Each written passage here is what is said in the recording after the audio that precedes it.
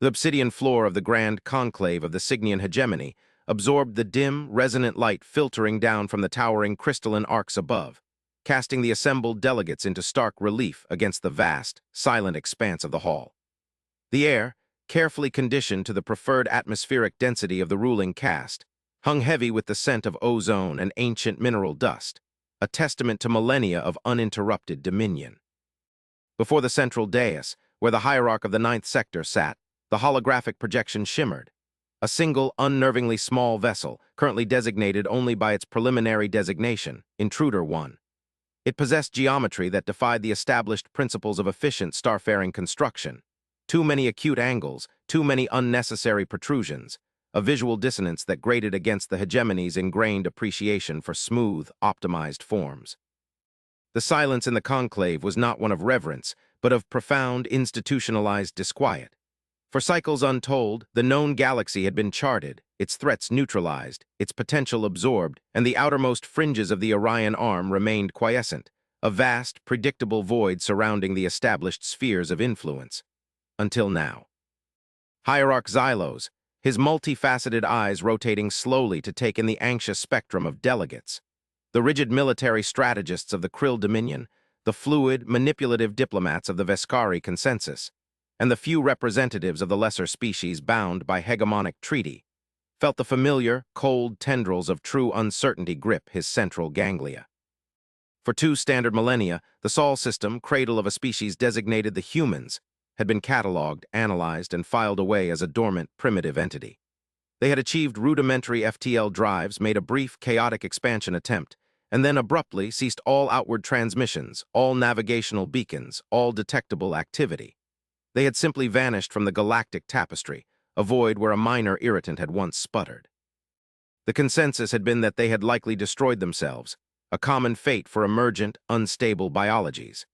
Now, a single vessel bearing unmistakable, yet subtly altered, human identifiers had emerged near the contested Perseus Veil, broadcasting a singular, complex signal in a frequency long believed obsolete. The transmission contained no demands, no overt threat, stated Grand Marshal Vorlak of the Krill, his voice a low, grinding resonance that vibrated the floor plates. His chitinous form was immobile, a statue of disciplined aggression. It merely announced arrival. That absence of preamble is in itself an act of profound disrespect, hierarch. They emerge from 2,000 years of self-imposed silence, not to apologize for their historical disruption, but to declare their presence as if they owned the very void they traversed. Ambassador Lyrana of the Veskari, her translucent skin rippling with complex, ephemeral color patterns that indicated deep thought and calculated maneuvering, drifted slightly forward. Respect is irrelevant, Marshal. Pragmatism dictates our assessment. Their previous iteration was characterized by profound internal conflict, uncontrolled emotional volatility, and an almost pathological tendency towards self-destruction. If they have returned, their capability must have increased exponentially to survive such a lengthy period of absolute isolation. The very design of Intruder 1 suggests radical theoretical leaps. Note the propulsion signature. It mimics a stable warp field transition, yet the energy residue is inconsistent with known physics derived from the old human schematics. They are either dead, or they have surpassed us in ways we cannot yet quantify. Xylos activated the direct neural link to the conclave's tactical processing core, filtering the environmental noise. The data streams confirmed the Veskari's analysis. The vessel was small, barely registering against the background radiation of the veil, yet its energetic footprint was that of a heavy dreadnought operating at peak capacity. The contradiction was baffling. The hegemony prided itself on predictable, observable power. Humanity offered only paradox. "We require context," Xylos projected, his mental voice carrying the weight of centuries of detached governance. "Why silence for 2 millennia? If they achieved mastery of the void, why not announce it? Why now at the precise intersection of the hegemony's established trade routes?" The internal debate raged, not just within the chamber, but deep within the collective subconscious of the governing races. Fear was an emotion rarely processed overtly in the halls of high governance. It was distilled into calculated risk assessments, political maneuvering, and the tightening of defensive perimeters. But the silence of humanity was a black hole in their established understanding of Gale. See Tick history. It suggested a level of internal focus, a commitment to some unknown, long-term project that no known species, not even the hegemony itself, which constantly battled internal factionalism, had ever managed to sustain across such a vast timescale. Perhaps, mused Delegate Tizor, a representative of the few surviving pre-hegemonic scholars whose species possessed lifespans stretching into geological epochs. They were meditating on the nature of existence. We have mapped the outer galaxies, catalogued the physical constants, engineered the biological limits. Perhaps they sought the next layer of reality, a philosophical zenith that required absolute withdrawal from the noise of empirical conflict. This suggestion was met with immediate, though silent, derision from the military sector. Such idealism was deemed weakness. Vorlak, however, possessed a tactical patience born of countless border skirmishes. Philosophy does not fuel FTL drives. If they withdrew, it was for preparation. Preparation implies intent. Their silence was a shield, allowing them to forge something that renders our current defenses obsolete. We must treat this single vessel not as a probe, but as the arrowhead of a much larger formation, currently hidden, masked, or yet to be mobilized. He brought up the visual feed again, zooming in on the anomaly. Intruder 1 was angular, sharp, almost brutalist in its design philosophy, utterly lacking the flowing, organic aesthetic favored by most established powers. It looked engineered not for travel, but for imposition. Xylos leaned forward, the crystalline dais reflecting the harshness of his gaze. We will initiate First Contact Protocol Delta 9. We will send the diplomatic escort cruiser the Unassailable Truth, flagship designation, heavy shielding, minimal visible armament. We will approach cautiously, transmit the standard galactic greeting sequence, and await their response. Lyrana, your primary linguistic analysts will coordinate with the Krill decryption specialists. We must understand their current dialect and psychological profile before any fleet mobilization is considered. Hastiness is the first vector of failure. The decision was made, not out of trust, but out of the cold necessity to define the unknown variable before it defined them. The fate of established order rested on deciphering 2,000 years of deliberate human obfuscation. The deployment of the Unassailable Truth was an exercise in controlled tension. The hegemony's diplomatic vessels were miracles of layered defense, designed to intimidate through sheer, unassailable resilience. The human vessel, by contrast, appeared almost frail, a needle against a mountain range. As the Unassailable Truth decelerated into a holding pattern 3 standard kilometers from the human contact point, the sense of oppressive silence amplified. There were no stray radiation bursts, no fluctuating energy fields, no defensive maneuvers. Just the single, silent human ship hanging in the vacuum, perfectly still, broadcasting nothing but the residual echo of its initial arrival signal. Captain Alara Vess, commanding the escort vessel, felt the weight of the hegemony's observation bore down on her bridge. Every optical sensor, every gravitational variance detector, every wave of psychic scrutiny projected by the accompanying hegemonic observation satellites was focused on her command deck. She stood before the main view screen, her own biological makeup, tall, slender, adorned with the intricate silver filigree denoting her rank within the hegemonic command, seeming suddenly too exposed, too legible. Her officers were equally tense. The Krill tactical officer, a veteran named Rock, kept his manipulator limbs locked rigidly to his console, his 6 eyes tracking data streams with unnerving intensity. "Status report, Navigator," Alara commanded, her voice steady, though the interior environmental controls seemed too cool, too still. "No reaction to our deceleration signature, Captain. They maintain their inertial lock. Their power core output remains constant, remarkably low for a vessel capable of crossing the veil in such a short time.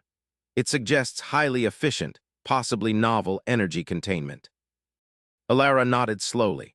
The human vessel, still designated Intruder 1, was a matte black spindle devoid of ornamentation, its surfaces seemingly absorbing all ambient light. It looked like a puncture wound in space. "Activate the standard greeting array. Maintain communications at passive listening level. Rock, what is the readiness level of the kinetic deterrence?" "All layered plasma projectors are charged and on immediate thermal lock, Captain," Rock responded, the sound of his voice translated through the bridge's universal speaker system. "However, deploying any aggressive countermeasure would be premature. The Hierarch's mandate is unambiguous. Understanding precedes conflict. The sheer audacity of their return suggests they are prepared for our full engagement," Audacity is not strategy, Marshall Rock, Alara countered softly. It is often merely incompetence masking desperation, but we must proceed as if it is calculated power. They have been silent for 20 centuries. Their silence was the weapon. Their re-entry must be the next phase. As the standard greeting sequence, a carefully modulated sequence of mathematical constants, universal physical laws, and established peace protocols, washed across the void, the human vessel responded immediately. Not with a modulated wave of light or an encrypted burst, but with a direct, focused transmission directly into the primary communication matrix of the unassailable truth. The sound that filled the bridge was synthesized, perfectly level, utterly devoid of inflection, yet undeniably structured as language. It was not the harmonic, layered speech of the hegemony, nor the guttural, direct communication of the krill. It was sharp, clipped, precise, and instantly recognizable to the archaic linguistic databases. It was fundamentally human. This is Vessel Stalwart, designation Sol Federation representative. We acknowledge reception of hegemonic greeting protocols. We require immediate establishment of secure, non-visual, audio-only communication channel with the highest governing authority present. We have material of critical galactic significance to present. The composure of the bridge crew fractured momentarily. Stalwart. They had chosen a name that denoted steadfastness, an aggressive self-assurance, and they had bypassed the diplomatic contact layer entirely, reaching directly for the highest echelons. Alara initiated the secure channel directly to the Grand Conclave, feeling the immediate influx of Xylos's cold, probing mental presence overlaid onto the communication stream. This is Captain Alara Vess, representing the hegemonic command structure. You have bypassed diplomatic procedure. State the nature of your material human representatives. The synthesized voice returned, unchanged in its sterile efficiency. Captain Vess, the material concerns the fundamental stability of the local galactic cluster. It requires the direct attention of Hierarch Xylos. Our intent is not aggression, but immediate cooperation based on existential threat assessment.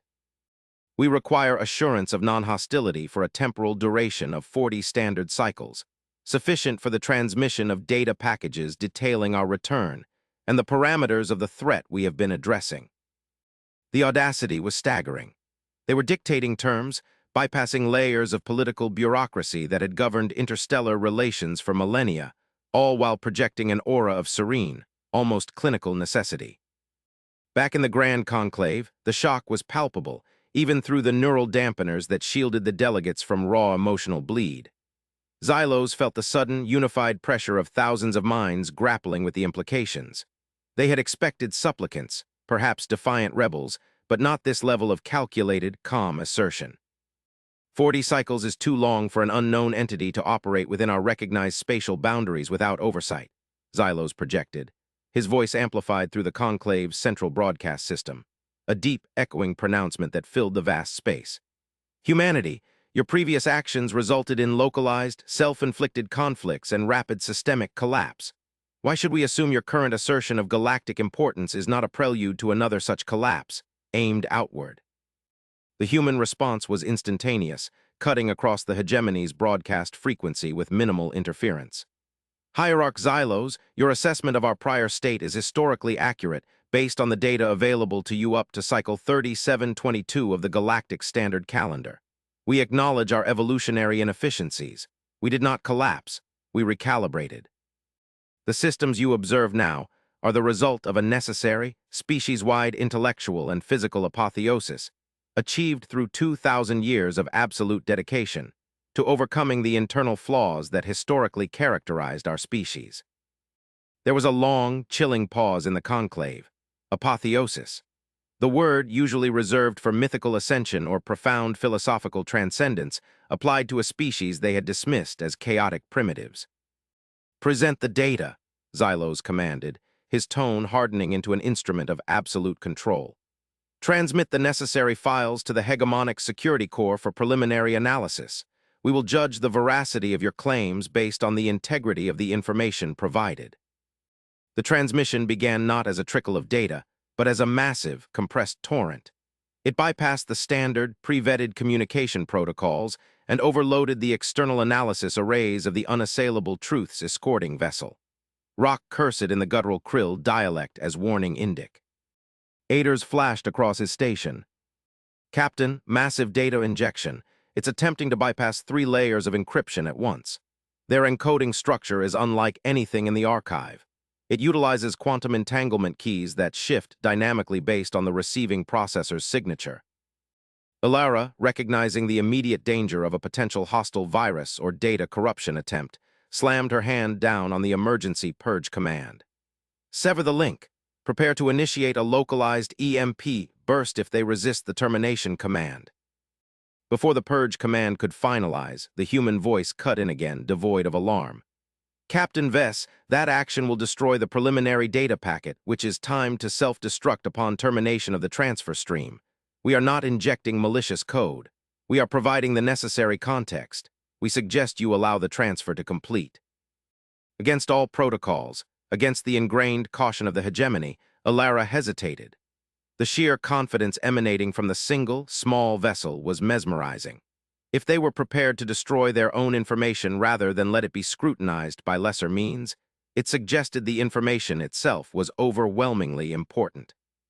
"Allow it to proceed," she transmitted, overriding Rock's frantic objections.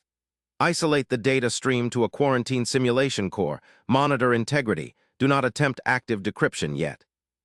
The data torrent subsided as abruptly as it began. A single, compressed file, designated Context Return 001, was secured within the isolated core of the unassailable truth. In the Grand Conclave, Xylos felt the connection stabilize.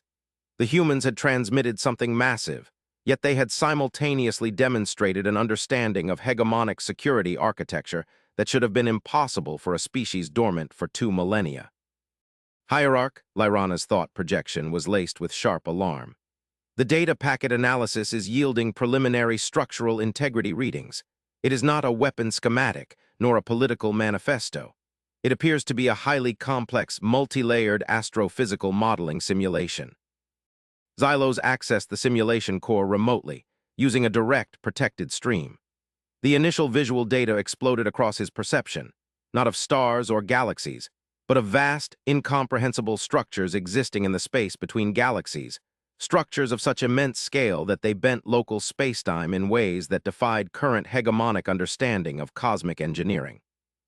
The colors were wrong. The geometry was aggressive and profoundly alien, yet undeniably real according to the data's internal consistency checks. "What are these structures?"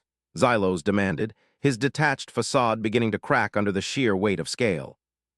The human voice responded instantly, as if reading the query directly from his thoughts. "Hierarch Xylos, those are the architects, the silent builders. They are not native to this galactic cluster. They arrived approximately 300,000 years ago, establishing a network of resource extraction and stellar manipulation facilities across the intergalactic void. They operate on temporal and spatial scales that make the hegemony's tenure seem like a passing thermal fluctuation." The Krill Marshal Vorlak finally broke his military rigidity, leaning forward until his armored carapace scraped the dais. "Impossible. The galactic cluster boundaries are immutable. Nothing of that scale could operate undetected. Your detection methods are limited by the observable spectrum of your current technological paradigm, Marshal," the human continued, clinical and precise. "We were silent because we were observing them. We were targeted. Our former chaotic expansion marked us as potential, unpredictable resource competitors. When we began to develop the FTL methodologies that allowed for large-scale colonization, the architects began to sterilize our expansion vectors. We did not collapse, we retreated. We went dark to become invisible to their deep-scan temporal monitoring arrays. We spent 2,000 years in forced hibernation, redirecting all available resources, biological, industrial, and computational, to developing one thing: the ability to fight beings that perceive time as we perceive distance." The revelation settled like a crushing gravitational wave across the conclave. Humanity had not been wasting time in self-immolation. They had been engaged in a secret, millennia-long war against an enemy so powerful that the mere observation of the hegemony's presence by this enemy could lead to its swift, silent extinction.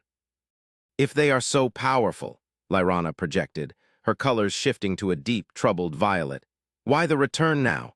Why present yourselves to the hegemony, the entity most likely to provoke the architects through its aggressive expansion? Because the architects have accelerated their schedule, the human replied. The data pack that you are currently processing contains the predictive model. In 87 standard cycles, the first localized harvesting node will deploy within the Perseus Veil, your claimed territory. They do not engage in dialogue. They convert mass into manageable forms. We require strategic immediate coordination. You possess the fleet coordination experience. We possess the counter-dimensional physics necessary to disrupt their localized field matrices. The sheer scope of the confession, the admission of past weakness, the declaration of specialized strength, the presentation of an enemy that dwarfed all known threats, forced a rare, profound silence across the political divides of the hegemony. Xylos felt a strange, nascent respect for the species he had long dismissed. They had survived, not by brute force or political maneuvering, but by disciplined, collective self-denial over epochs. This was not the frantic, emotional humanity of ancient records. This was something tempered in the furnace of existential dread.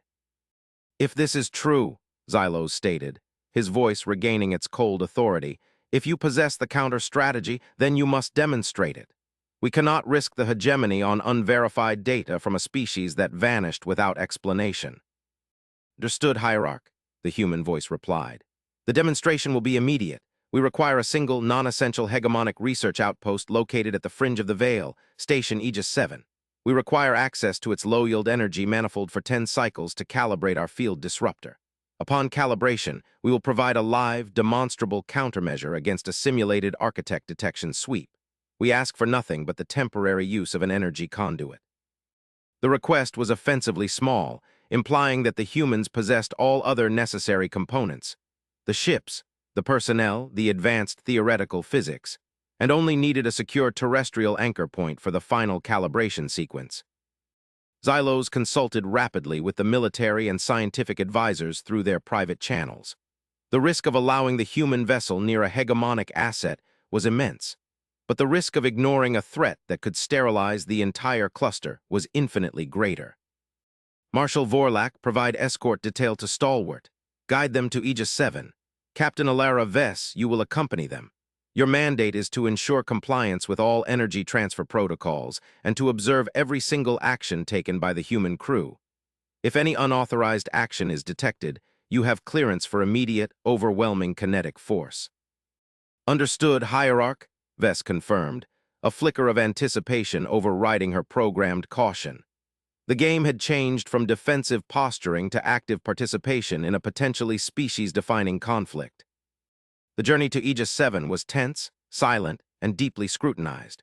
Stalwart maintained its unnerving stillness, allowing the Krill escort cruisers, bristling with their heavy plasma batteries, to flank it completely. The human vessel displayed no fear, no evasive maneuvers, simply proceeding along the established, pre-approved vector as if the armed escort were merely decoration.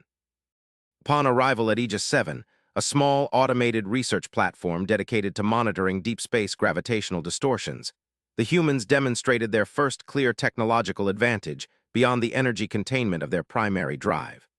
Instead of docking, Stalwart extended no visible umbilical or manipulator arms. Instead, a nearly invisible field coalesced between its hull and the station's main nexus port. It was a perfect, three-dimensional energy bridge, bypassing all physical interface requirements. They are interfacing directly with the station's core programming structure, Rock reported, his voice a low growl of professional outrage. They are not asking permission for the energy siphon, they are implementing it. Inside the station, Captain Vess and her specialized monitoring team watched the human interface specialist materialize, not through a traditional airlock, but as a projection of structured light within the Aegis control room. The being was humanoid, but undeniably alien in its proportions, slender to the point of fragility, clad in a form-fitting, adaptive biosuit that seemed to flow like liquid metal. Its facial structure was defined by large, dark, intensely focused eyes, and its expression was one of pure, uninterrupted concentration. We require administrator access to the primary shielding harmonics, the human projection stated to the station's frightened, automated systems manager. The speech was the same synthesized tone, but in direct contact, It felt less like a recording and more like the voice of pure logic. The station manager, a mid-level hegemonic technician named Jill, managed to stammer, "Identify yourself. You are not authorized personnel for Level 5 access." The human blinked slowly, a gesture that seemed to convey mild confusion at the delay. Authorization is irrelevant. The security parameters you adhere to were designed to prevent internal theft or external invasion by known kinetic threats. They are utterly inadequate against a temporal manipulation field. We are overriding the security shell to access the energy conduit. This process is irreversible but will cause zero structural damage to the station or its personnel. Remain passive. The control room lights flickered violently as the human's influence permeated the station's systems. Jill felt an intense, brief pressure in his own localized neural network, not a forceful attack, but a rapid, invasive data dump that instantly educated him on the precise protocols required to safely override his own console without triggering internal alarms. It was the digital equivalent of a surgeon performing surgery on an unconscious patient with impossible speed. Ilara Vess watched her tactical readouts. The human interface was not hacking. It was rewriting the station's operational parameters in real time, incorporating the necessary safety overrides into the very fabric of the system before the overload could occur. It was ethical brute force. "Captain," Rock warned from the escort vessel, "their internal shielding on the stalwart is shifting. It is forming a localized, hyperdense field around the projection point on Aegis 7. They are preparing the demonstration." 10 cycles passed in agonizing slow motion. The human specialist stood motionless, bathed in the harsh, fluctuating light of the overloaded energy manifold. Then, the projection flickered, stabilized, and the human looked directly toward the communication sensor array, addressing Xylos directly via the secured channel. "Hierarch Xylos, calibration complete. We are initiating the simulation. We have projected a theoretical detection sweep signature consistent with the standard vigilance scanning protocols used by the architects for localized resource surveying. Observe the response of the simulated field." On the main view screen of the Unassailable Truth and across the escort cruisers, a new overlay appeared. It was a representation of the local space, overlaid with a vast, invisible wave expanding outward, the simulated architect probe. As the wave washed over the area where Stalwart was anchored, something impossible happened.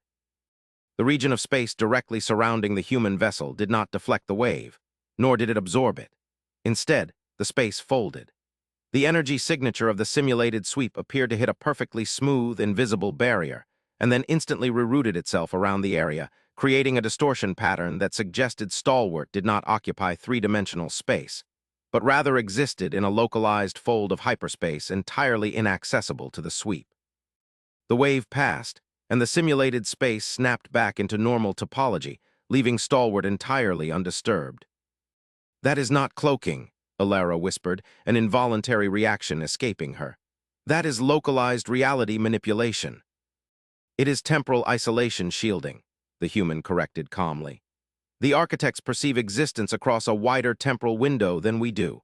Their detection sweeps are designed to catch anything that moves, resonates, or interacts across their perceived timeline.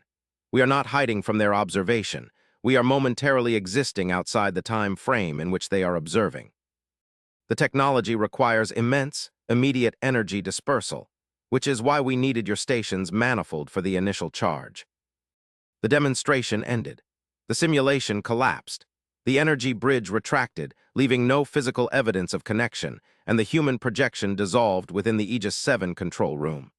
The station returned to standard operational capacity, the internal logs showing only a brief, controlled spike in energy draw that had immediately self-corrected. The human voice returned, clear and direct. "Hierarch, we have confirmed the methodology. We require full integration into the hegemony's defensive network, utilizing our temporal phasing technology to shield critical strategic points against the architect's harvest nodes. This demands transparency regarding your military infrastructure and immediate authorization to deploy our mobile shielding units, currently housed within Stalwart, to designated staging areas." The Grand Conclave was in upheaval. The silence of 20 centuries had been shattered by a demonstration of power that rendered the hegemony's own mastery of physics provincial. They had assumed stagnation. They faced transcendence. Xylos took a long, measured moment, allowing the gravity of the situation to settle across the assembled powers. Arrogance was dead. Fear, channeled correctly, was the prerequisite for survival. Humanity, Xylos projected, the sound resonant with a newfound, hard-won authority. Your return is noted. Your capabilities are acknowledged, the he. Gemini of the Cygnian sectors does not tolerate coercion, but neither does it court self-destruction. You have presented a credible threat assessment that supersedes all prior political considerations. He paused, fixing his gaze on the void where Stalwart remained, an unassuming spindle against the immensity of space. We grant conditional integration. Captain Vess, you will serve as the primary liaison for the duration of the threat assessment phase. Marshal Vorlak, you will provide all necessary physical escort and logistical support, ensuring absolute adherence to human directives concerning the deployment of their shielding technology. Lyrana, prepare the full diplomatic apparatus for a species integration treaty, the terms of which must be dictated by the survival imperative. Xylos then addressed the humans directly, his tone shifting to one of solemn, calculated agreement. You have been silent for 2,000 years, forging a shield against a threat we did not even know existed. We now extend the hegemony's protection and resources to you, under the express condition that all strategic decisions regarding the architects are collaborative. We are now allied, not as unequal partners, but as the only two functioning entities capable of resisting the coming tide. The human response was immediate and deeply unsettling in its lack of emotional payoff. Hierarch Xylos, the terms are accepted. We have no interest in political structuring or territorial disputes. We require only the structural support to neutralize the threat. We are not seeking integration into the hegemony. We are seeking the necessary scaffolding to conduct an interstellar war. The sheer, terrifying simplicity of that statement, a focused, singular, long-term military objective, spoke volumes about the cultural transformation humanity had undergone in isolation. They were no longer volatile, territorial beings. They were a disciplined military entity that had specialized for 2 millennia in one problem set. The alliance formed rapidly, driven by the ticking clock of the predicted architect arrival. Within days, the small human vessel, Stalwart, was surrounded by a carefully curated formation of hegemonic and krill vessels, not as guards, but as support platforms. Humanity, represented by the silent, intensely focused crew within Stalwart, and a small deployment team that materialized aboard the unassailable Truth, began the meticulous process of distributing their temporal isolation, shielding units across key strategic junctures near the Perseus Veil. The deployment team, led by a human strategist designated Commander Hayes, was a study in controlled functionality. Hayes moved with an economy of motion that rivaled the most disciplined krill warrior, yet his demeanor lacked all aggression. He was intensely curious about hegemonic engineering, asking precise, complex questions about their gravitational lensing arrays and subspace data storage methods, not to boast about human superiority, but to integrate the data into his own calculations. Your power conduits are inherently linear, Captain Vess, Hayes explained during a tense briefing aboard the hegemonic flagship, pointing to a holographic schematic of a massive relay station. They process energy sequentially, which leaves distinct chronological signatures that the architect's probabilistic temporal analysis can trace. Our shield nodes do not draw power linearly. They momentarily shift the draw point across a microspectrum of potential past future energy states. It's like drawing current from the event before it happens, and the event after it finishes, all simultaneously. It renders the consumption signature effectively zero to standard observation. Vess stared at the schematics, feeling her long-held understanding of physical law buckle. You are drawing energy from causality itself. We are borrowing from the near-future probability field to fuel the present moment's defense, Hayes confirmed, his voice flat.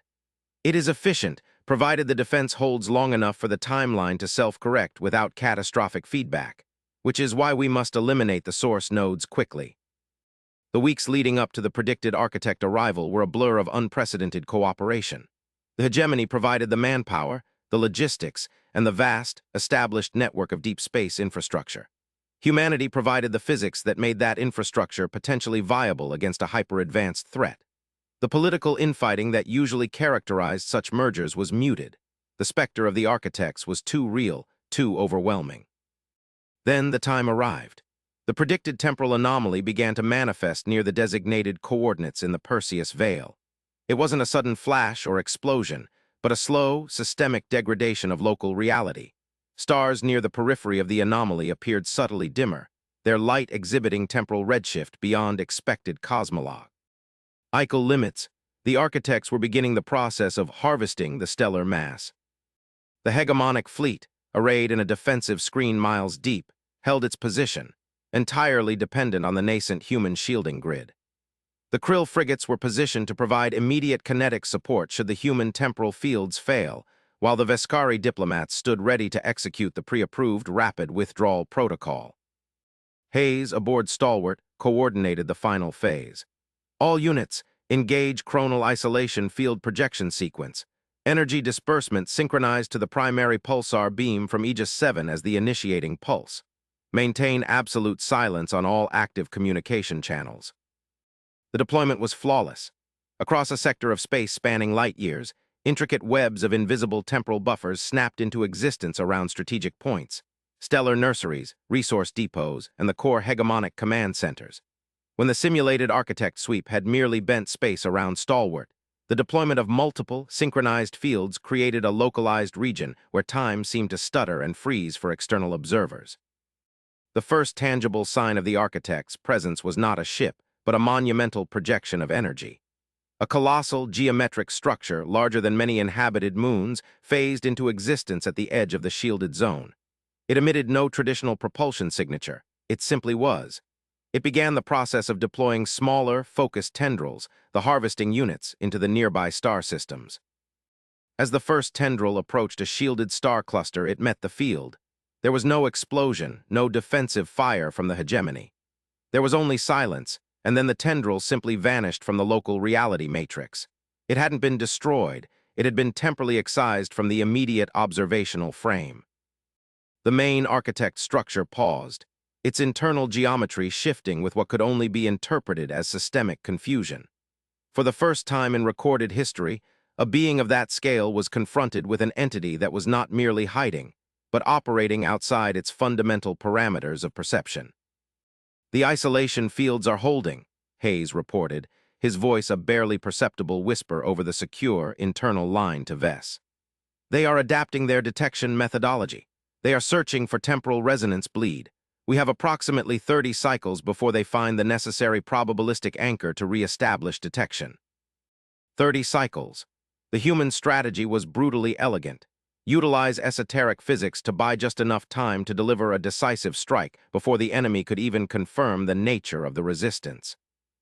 Xylos, watching from the Grand Conclave through a dedicated, high-bandwidth visualization link, felt a cold surge of predatory calculation. The architects were powerful, yes, but they were predictable in their scale and their methodology. Humanity, by contrast, was defined by its capacity for radical, unexpected adaptation driven by existential desperation. "Humans," Xylos projected, overriding the silence, "you requested collaboration for elimination. The temporal fields are an excellent disruption, but elimination requires kinetic application. Where is your offensive capability?" Hayes responded without hesitation. "Hierarch, our primary offensive technology is housed within Stalwart. It cannot be deployed conventionally. It relies on the same temporal manipulation principles, inverted. It requires a massive, stabilized energy platform to anchor the phase transition." He paused and the silence stretched, taut with anticipation. "We require the use of the hegemony's primary central defense nexus, the orbital superstructure above the capital world, Ethel. We need to synchronize Stalwart with the Nexus's primary reactor core for a total temporal displacement discharge. This will generate a localized reality disruption cascade, targeting the primary architect structure itself. It is a one-time expenditure, requiring the full, unrestricted power output of your central defense grid for 3 cycles. The request caused an immediate, systemic revolt in the hegemonic military sector. Ethel was the heart of their civilization, its defense nexus an impregnable fortress protecting the core worlds.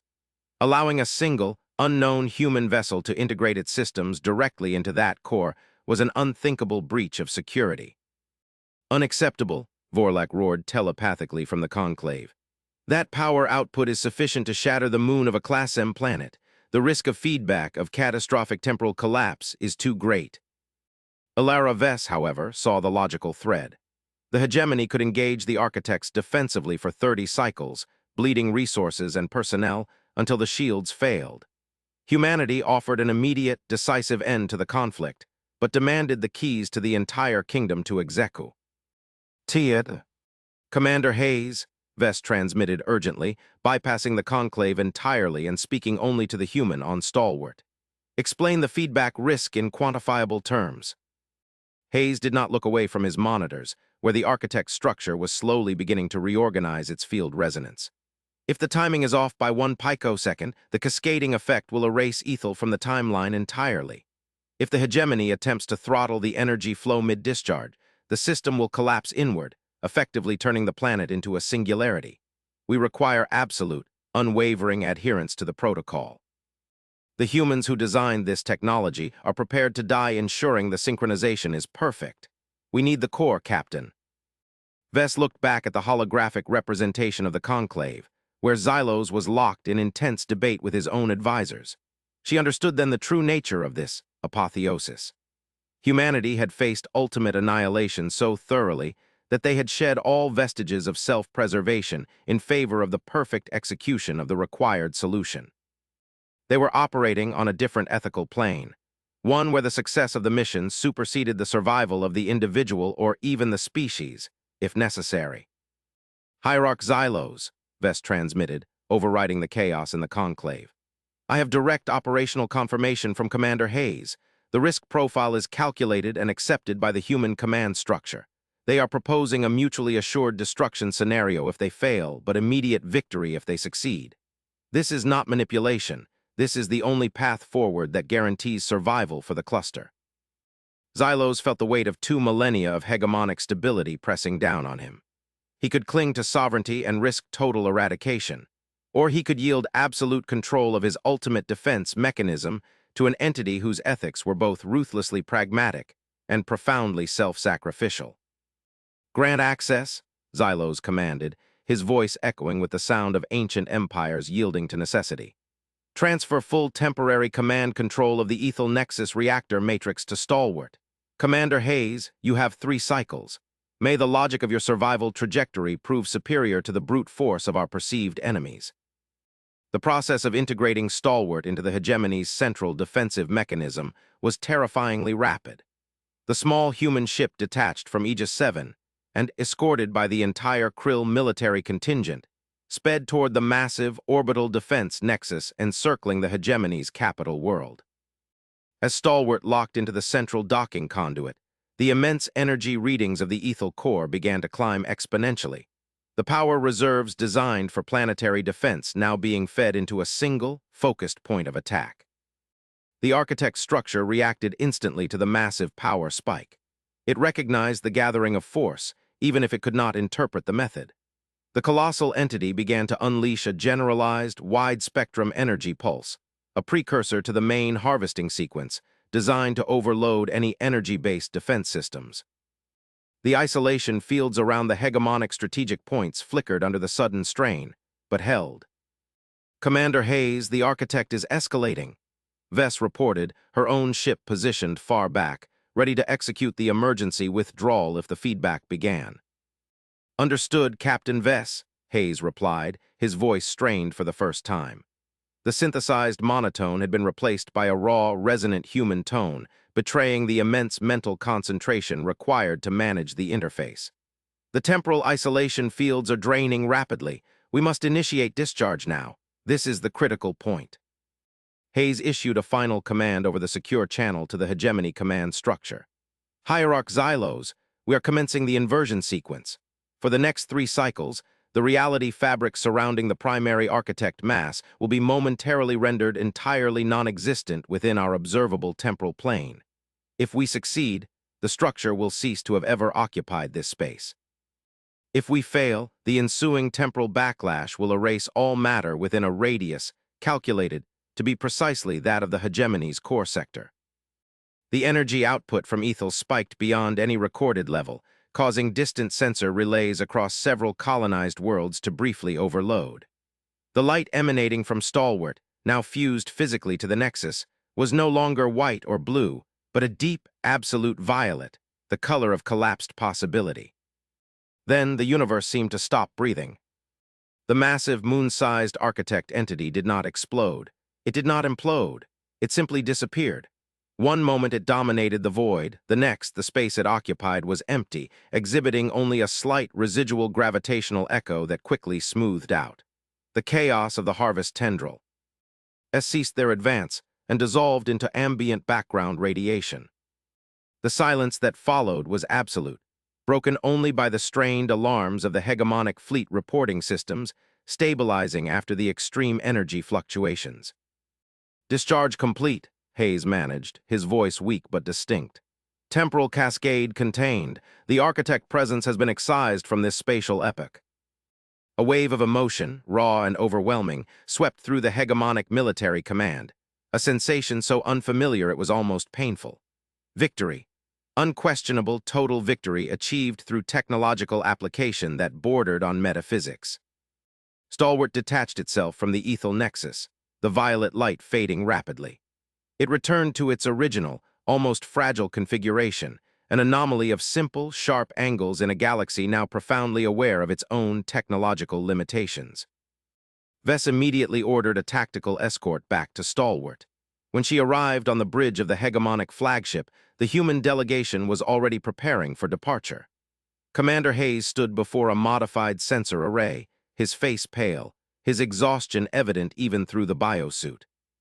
"Commander," Vess said, her voice now imbued with genuine respect, "you have saved the hegemony and likely every species within this cluster from an annihilation we could not even comprehend. We are indebted beyond measure. We must now discuss full integration, technology sharing, and the establishment of permanent defensive treaties." Hayes inclined his head slightly. "Captain Vess, your assessment of gratitude is noted but misplaced. We did what was necessary for the survival of the region. The debt is paid in the currency of strategic stability. We have fulfilled the prerequisite for our next objective." "Which is?" Vess asked, bracing herself for the next revelation of unimaginable scope. Hayes turned to the main view screen, which still displayed the empty void where the architects had been. He accessed a separate data stream, one that had been completely sealed off until the moment of decisive victory. "Hierarch Xylos, Lyrana, Marshal Vorlak, Captain Vess." Hayes addressed the entirety of the leadership structure now linked in to observe. The architects were a localized infestation, a parasitic bloom utilizing vast, established infrastructure. They were dangerous because they were predictable following resource acquisition templates, but they were not the architects of the true threat. He brought up a new simulation. It was not a harvesting node or a defensive field. It was a map of the galaxy, overlaid not with known constellations, but with massive, interlocking lines of energy tracing paths across hundreds of thousands of light years, forming a complex, repeating, artificial lattice that encompassed every known galaxy cluster. 2,000 years ago, Hayes continued, his voice regaining its terrible clarity, when we went silent, we did not merely hide from the architects. We dedicated our isolation to penetrating the veil they created, the veil that prevents younger species from perceiving the true scope of galactic organization. The architects were merely a specialized, localized cleaning crew, designed to manage emergent conflicts and contain unpredictable explosive growth vectors, like our own former chaotic expansion. He tapped a point on the immense lattice, far beyond the known boundaries of the Orion Arm. "This lattice, this is the true structure of the galaxy. It is a mechanism of containment, a vast, intelligent network spanning the observable universe. It does not harvest, it prunes. It maintains equilibrium." The architects reported to a central monitoring consciousness, an ancient, stable intelligence that ensures no species achieves a technological threshold capable of challenging the established order of the cosmos. Xylos felt a cold dread deeper than any he had experienced during the architect confrontation. The hegemony's centuries of dominance, its wars, its treaties, its philosophical growth, it had all occurred within the boundaries of a carefully managed terrarium. "You imply," Lyrana projected, her colors a chaotic, terrified swirl, "that our entire galactic civilization is a controlled experiment." "Precisely," Hayes confirmed. "The chaos and volatility of early human development served a purpose, rapid, unpredictable technological acceleration which naturally leads to large-scale conflict. When we reached the threshold of threatening to destabilize the local lattice, by achieving true mastery of spatial manipulation, the architects were dispatched to neutralize us. Our silence was not a retreat. It was a necessary, desperate move to appear inert until we could develop the counter-technology. Hayes gestured to the schematic of Stalwart. This vessel is not merely a transporter of personnel, it is a key. The temporal inversion discharge we utilized against the architects was not designed to destroy them, but to generate a single, intentional, massive signature of disruptive technology, a signal to the central lattice, proving that we are now capable of operating outside its control parameters. You invited scrutiny, Vorlak ground out, horror replacing rage. You announced yourself to the ultimate authority. We did, Hayes agreed, a strange, almost mournful resignation in his tone. If we had remained silent, we would have remained in the containment zone, waiting for the next, more potent cleanup crew to arrive. By forcing a confrontation with the local enforcers, we signaled our escape velocity. We have broken the cage. He zoomed the projection in, focusing on the central node of the massive galactic lattice, a point so distant that it existed only as a theoretical nexus in hegemonic cosmology. The time for political maneuvering is concluded, hierarchs. The purpose of our return was twofold: survive the janitors and confront the system administrators. We have neutralized the immediate threat. Now the true frontier opens. Humanity is prepared to begin the process of dismantling this universal infrastructure of control. We offer you a choice: return to your manageable sphere, or join us in navigating the true, terrifying expanse beyond the galactic containment fields. The lattice is now aware of our coordinated existence. It will react violently and universally. The time for silence is over. The war for true autonomy begins now. The air in the Grand Conclave, once thick with political maneuvering, now felt thin, cold, and infinite. The hegemony, which had ruled its sector with unyielding confidence for 10,000 years, realized it had been living in a gilded cage, protected from a far greater, more terrible order. The fragile, frighteningly logical humans, who had once been dismissed as a transient failure, now stood as the catalysts for a cosmic revolution. A revolution they seemed entirely prepared to wage until the end of time itself. Xylos looked at the holographic projection of the human commander, a being of paradoxical ethics and terrifying capability, and understood that humanity was not just powerful. They were the definition of necessary change. The silence had ended, and the true universe had just begun to press in.